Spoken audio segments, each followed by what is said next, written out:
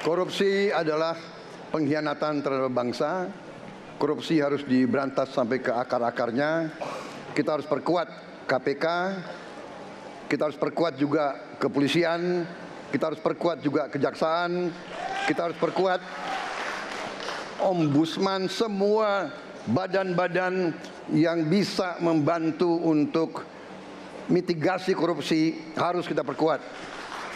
BPK, BPKP, inspektorat di tiap kementerian ini harus diperkuat. Jadi saya sependapat korupsi harus diberantas sampai seakar-akarnya. Unsur sistem birokrasi kita juga menyebabkan birokrasi yang berbelit-belit dan sebagainya, karena orang berurusan jadi susah, maka orang akan mencari jalan yang mudah.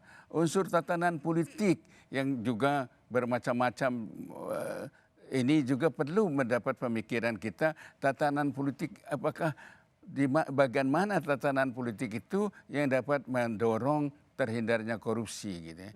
Dari Capres 03 itu juga membuat diferensiasi dalam hal pemberantasan korupsi, yaitu memiskinkan koruptor, perampasan aset, dan memenjarakannya di Nusa Kambangan. Ya. Seberapa mungkin perampasan aset ini juga menjadi efek jera? Ya, pada dasarnya itu kan dalam upaya pemberatan.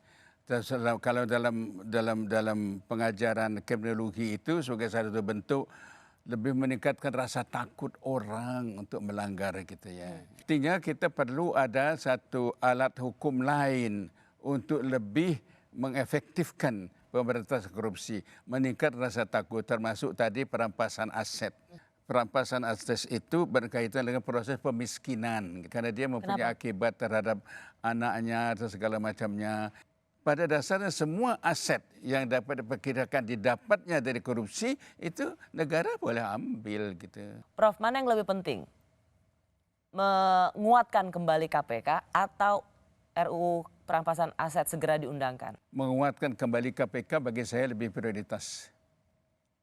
Ya, tapi pengertian menguatkan KPK bukan hanya sekedar prosedur pengangkatannya, bukan hanya sekedar jaminan hidupnya. Berbagai macam subsistem yang lain harus memberi dorongan agar mereka lebih kuat.